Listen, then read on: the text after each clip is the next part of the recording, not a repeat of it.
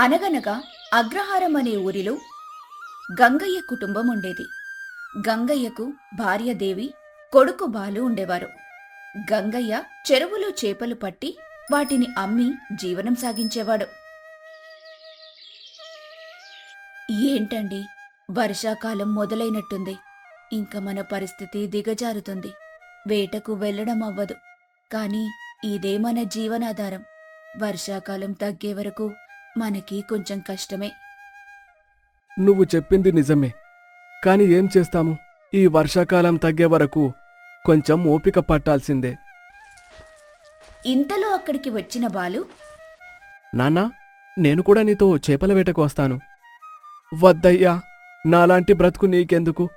చక్కగా చదువుకొని మంచి ఉద్యోగం సంపాదించుకుంటే నీ జీవితం మారిపోతుంది.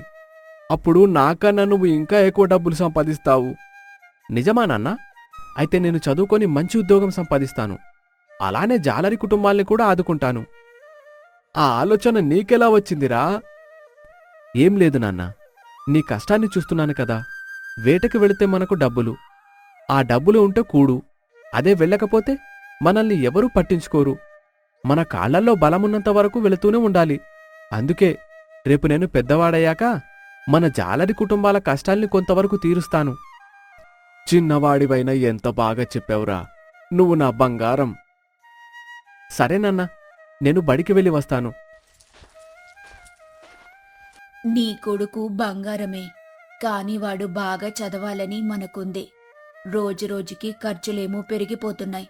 వాడు పెరుగుతున్న కొద్దీ వాడికి ఖర్చు పెట్టే స్తోమత మనకుండాలి. వాడికన్నీ సక్రమంగా మనం చూస్తేనే వాడు ఒక మంచి స్థాయికి వెళ్తాడు. మనం ఈ వేట మానేసి ఇంకా ఏదైనా వ్యాపారం చూసుకుంటే. ఇంతలో అక్కడికొచ్చిన గంగయ్య స్నేహితుడు భీమయ్య, అయ్యో చెల్లి, వేట మానేస్తే ఎలా? ఇదే కదా మనకు పుట్టుకతో వచ్చిన విద్య. ఒకదాన్ని నమ్ముకుంటే ఎప్పుడైనా అది మనకి దారి చూపిస్తుంది. నిజమే అన్నయ్య, కాని ఈ వేట అన్ని సమయాల్లో ఉండదు కదా. ఏమో చెప్పలేం, ఎవరి అదృష్టం ఎప్పుడు ఎలా ఉంటుందో. సరే కాని నువ్వింకేమీ ఆలోచించకు. పద గంగయ్య, వేటకు సమయమైంది అంటూ గంగయ్య భీమయ్య అక్కడ్నుంచి వెళ్ళిపోయారు. రే గంగా, మన చెరువులో బాగా చేపలు పడుతున్నాయిరా. మన ఊరి సర్పంచ్ తెలివిగా మనుషుల్ని పెట్టించి చేపలు వేటాడి పట్నంలో అమ్ముకుంటున్నాడు. అలా సర్పంచ్ చేస్తే మన పరిస్థితి ఏంటి చెప్పు? మనమే ఏదో ఒక ఆలోచన చెయ్యాలి.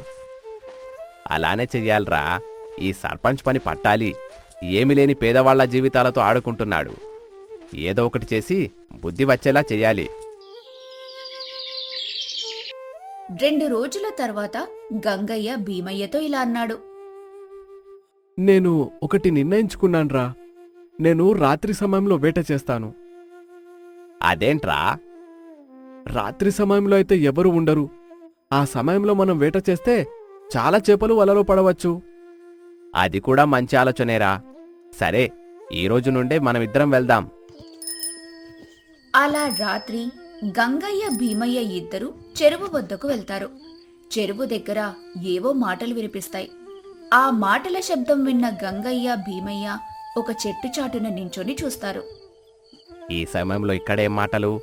అసలు ఎవరే ఉంటారని అంటావు? అటు చూడు, ఇంకెవరు? మన సర్పంచ్. ఈ సర్పంచ్కి రాత్రి సమయంలో ఇక్కడేం పని? ఏదో జరుగుతుంది, మనం కనిపెట్టాలి. అక్కడ సర్పంచ్ 2 వ్యక్తులతో ఇలా మాట్లాడతాడు. పని జాగ్రత్తగా సాగించండి. మీకు తెలిసిందే కదా, ఏదైనా తేడా జరిగితే మిమ్మల్ని ఈ ఊర్లో లేకుండా చేస్తాను. ఈ చెరువులో విలువైన ముత్యాలున్నాయి. ఇక్కడ ఉన్నాయని ఎవరికి తెలియకూడదు. సరేనయ్యా, ఎవరికి చెప్పము. సరే సరే, త్వరగా పని కారించండి. సర్పంచ్ మాటలు విని గంగయ్య భీమయ్యతో ఇలా అంటాడు. చూసావురా వీడి తెలివితేటలు, ఎంత మోసం చేస్తున్నాడు. ఎలా అయినా వీడి గుట్టు విప్పాలి, నలుగురికి తెలిసేలా చెయ్యాలి. మరుసటి రోజు పోలీసులకు చెప్పి వాళ్లను సర్పంచ్ ఇంటికి తీసుకుని వచ్చాడు. నువ్వేం చేస్తున్నావో మొత్తం నాకు తెలిసింది. నీ తప్పు నువ్వు ఒప్పుకో, లేకపోతే కారాగారం పాలవ్వాల్సిందే. నేనేం తప్పు చేయలేదయ్యా. మీకెవరో తప్పుడు సమాచారం ఇచ్చినట్టున్నారు. నువ్వు ప్రతిరోజు రాత్రి చెరువులో ఉన్న ముత్యాలను దొంగతనం చేస్తున్నావని ఈ గంగయ్య చెప్పాడు. నిజం నువ్వు చెప్తావా? లేక నేనే మీ ఇంటిని సోదా చేసి నిజం కక్కేలా చేయనా? తప్పైపోయిందయ్యా. చెరువులో ఉన్న ముత్యాలను నేనే తీసుకున్నాను. వాటిని పట్నంలోని పెద్ద జమీందారికి అమ్ముతున్నాను. ఈ ఒక్కసారికి నన్ను వదిలేయండి. ఇంకెప్పుడు ఈ తప్పు చెయ్యను. గంగయ్య, నువ్వే చెప్పు, ఈ సర్పంచ్కి ఎలాంటి శిక్ష విధిస్తే బావుంటుంది? అతను చేసిన తప్పు పోవాలి అంటే అతను సంపాదించిన డబ్బులో కొంత ఈ ఊరి బాగు కోసం ఖర్చు పెట్టాలి. ఆ చెరువు ఈ ఊరిలో అందరిది కాబట్టి ఆ డబ్బు ఈ ఊరిలో అందరికీ చెల్లుతుంది. నన్ను క్షమించండి. గంగయ్య చెప్పినట్టు చేస్తాను. అలా కొన్ని రోజులు గడిచాయి. ఏంట్రా గంగయ్య, చెరువులో అసలు చేపలే లేవు. అసలు ఎందుకిలా జరుగుతుందో అర్థం కావడం లేదు. ఇంకేదైనా వ్యాపారం చేద్దాము అంటే మనకేమీ రాదు. అవునరా, చేపలు అంతరించిపోతున్నాయి. దీనికేదైనా పరిష్కారం చూడాలి మనం. చేపలు అంతరించుకుపోవడమేంటి? అసలు కారణమేమై ఉంటుందంటావు? ఇంకేముంటుంది, జల కాలుష్యం, వాతావరణ కాలుష్యం, మొత్తానికి మనుషులు చేసిన కాలుష్యం వల్ల చేపలు అంతరించిపోతున్నాయి. దీనికి మనమేం చేయగలం చెప్పు? పరిష్కారం ఉంది. మనమే సొంతంగా చెరువు తవ్వించి మనమే చేపలు చెరువులో ఉండేలా చేస్తే, ఇలా చేయడం వల్ల మన చెరువుపై మనకి హక్కు ఉంటుంది. ఎక్కడ దొరకని చేపలు మన చెరువులో దొరికితే మనకి రేట్ ఎక్కువ పలుకుతుంది. ఈ ఆలోచన ఏదో బాగుందిరా. ఇంకెందుకు, త్వరగా పని కానిచ్చేద్దాం. అలా భీమయ్య గంగయ్య ఇద్దరూ ఒక చెరువు తవ్వారు. అందులో చేపలు పంట వేయటం ప్రారంభించారు. అనుకున్నట్టుగానే కొద్ది రోజుల్లోనే చేపలతో చెరువు నిండిపోయింది. ఒకరోజు చెరువు వద్ద భీమయ్య గంగయ్య ఉండగా అటుగా వెళ్లిన సర్పంచ్, ఏంటి గంగయ్య, చేపలు బాగా పడినట్టున్నాయి నీ చెరువులో? అందుకే చెరువు తవ్వాము. మాటలు పొగరుగా వస్తున్నాయి. చెప్తాను మీ పని. అక్కడి నుంచి సర్పంచ్ వెళ్లిపోయాక, ఈ సర్పంచ్ను ఒక కంట కనిపెడుతూ ఉండు. ఎందుకంటే కుక్కతోక వంకర అన్నట్టు వీడి బుద్ధి ఇంకా వంకరగానే ఉంటుంది. నాక్కూడా అదే సందేహం. కొద్ది రోజులు గడిచాయి. ఒకరోజు సర్పంచ్ భార్య లక్ష్మితో, లక్ష్మి, ఆకలిగా ఉంది, త్వరగా వడ్డించు. కూర్చోండి, వడ్డిస్తాను. ఈరోజు చేపల కూర వండినట్టున్నావే, చాలా బాగుంది కూర. ఎక్కడి నుండి తీసుకొనొచ్చావు చేపలు? నేను తీసుకుని రాలేదండి. మన గంగయ్య తన చెరువులో చేపలు తీసుకొనొచ్చి మొదట మీకే ఇచ్చాడు. మీ మీద గౌరవంతో తీసుకుని వచ్చాడంట. లక్ష్మి మాటలు విన్న సర్పంచ్ వెంటనే తిన్నది కక్కేశాడు.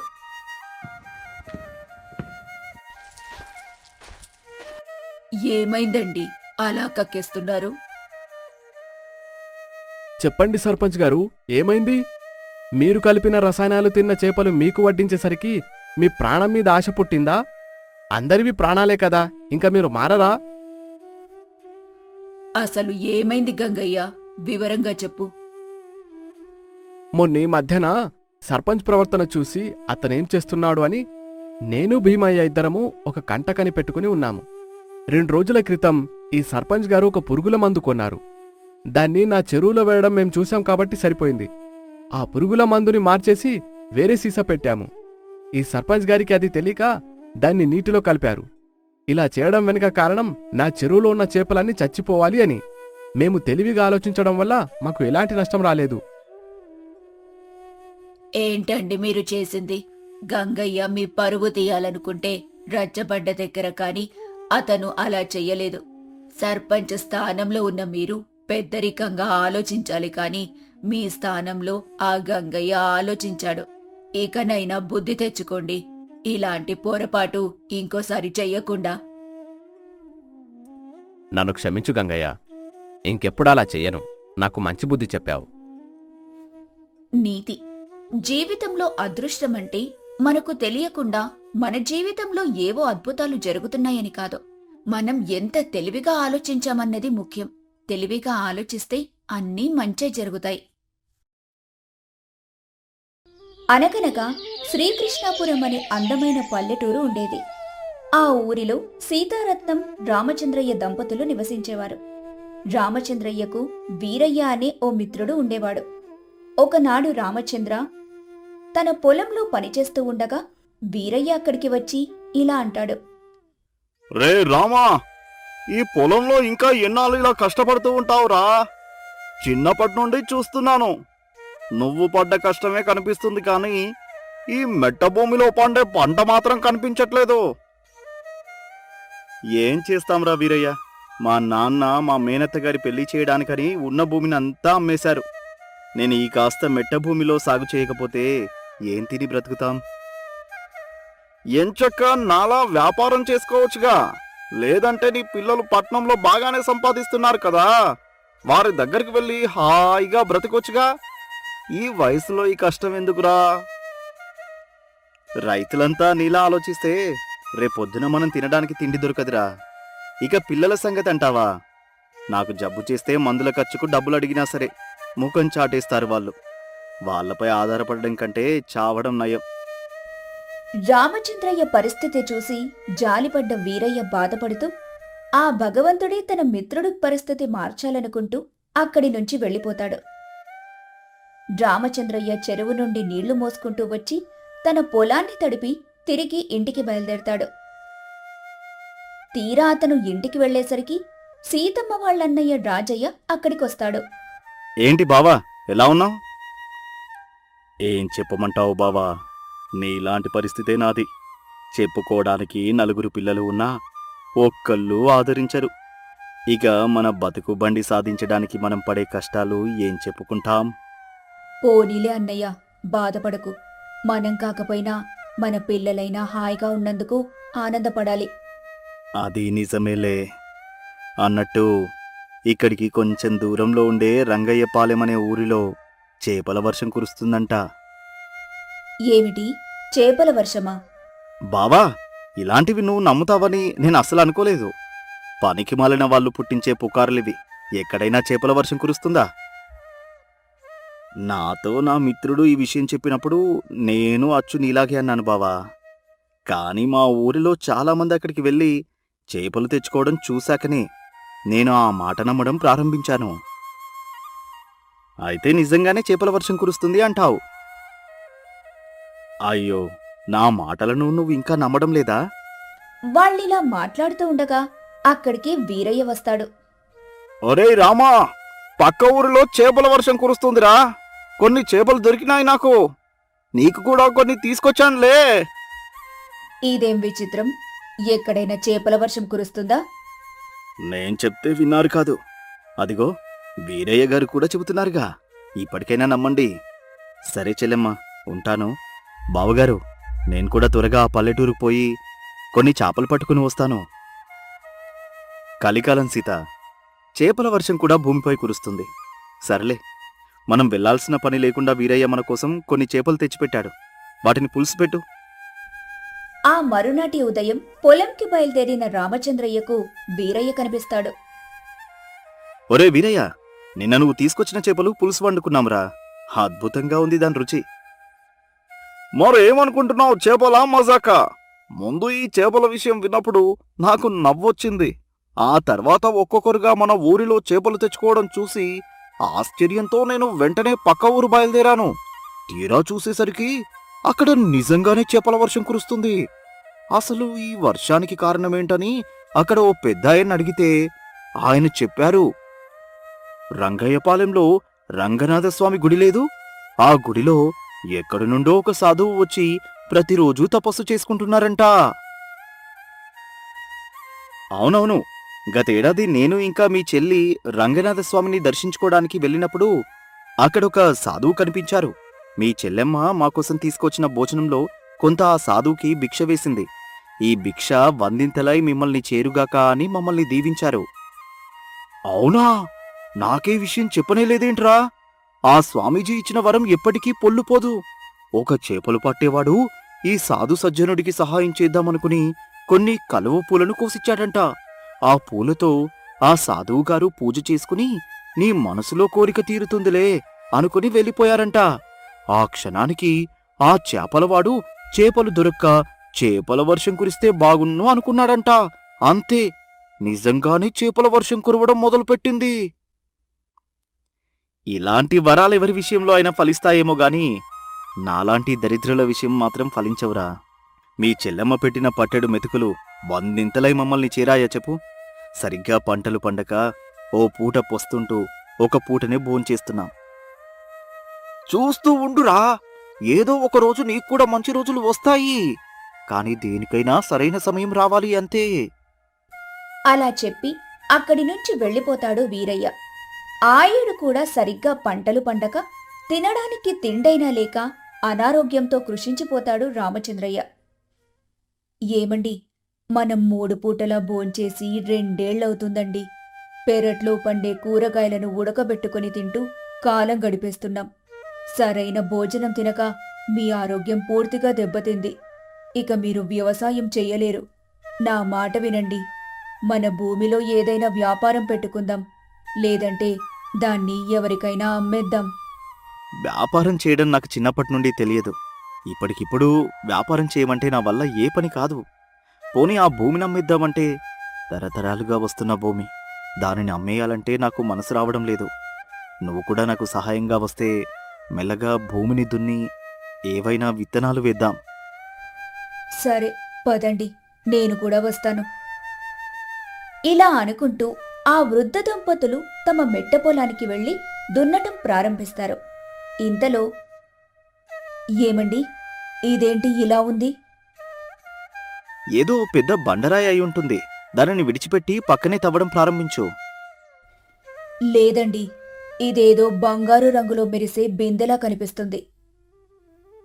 అలా అనేసరికి రామచంద్రయ్య అదేంటో చూడ్డానికి అక్కడికొస్తాడు. బంగారంలా మెరవడం కాదు, ఇది నిజంగానే బంగారు బిందె. ఏది, బయటకు తీయండి. రామచంద్రయ్య ఆ చుట్టూ ఉన్న భూమిని తవ్వేదానికి బయటకు లాగేసరికి అది 1 కాదు 2 బంగారు లంకె బిందెలు. అంటూ మెల్లగా ఆ బిందెలకి కట్టి ఉన్న రేకులన్నింటినీ పక్కకు తీసి చూసేసరికి ఆ బిందెల నిండా బంగారపు కాసులున్నాయి. ఏమండి, నా కంటికి కనిపిస్తుందంతా నిజమేనా? ఇది కల కాదు కదా. గుర్తొచ్చింది, వీరయ్య చెప్పాడు పక్క ఊరిలో ఆ సాధువు దీవిస్తే అది నిజమవుతుందని. ఆ సాధువుకు పట్టడనం పెట్టిన దానివి నువ్వే కనుక ఆ వరం నీకే చెందింది. నువ్వు వచ్చి ఇలా భూమిని తవ్వావో లేదో, ఇన్నాళ్ళు నాకు కనబడని లంకె బిందెలు నీకు కనిపించాయి. ఆ భగవంతుడు ఉన్నాడండి. ఆ సాధువు నిజంగానే దేవుడు. నేనెప్పుడూ అనుకునేదాన్ని, మావయ్య గారు మీ మేనత్త పెళ్లి చేయడానికి మెట్టభూమి నమ్మకుండా మాగానికి ఎందుకు అమ్మేశారు అని. ఇదన్నమాట అసలైన విషయం. అవును, నాన్నగారి ఆఖరి రోజుల్లో ఏం జరిగినా ఈ భూమిని అమ్మవద్దని చెబుతుండేవారు. ఇందుకేనేమో. అలా ఆనందంతో ఆ వృద్ధ దంపతులు ఆ లంకె బిందెల్ని తీసుకుని ఇంటికి ఒక్కో బంగారం కాసుని అమ్ముకుంటూ హాయిగా జీవించడం మొదలు పెడతారు. తమలా ఎవరి ఆధారం లేని వృద్ధులకు సహాయపడుతూ ఉంటారు.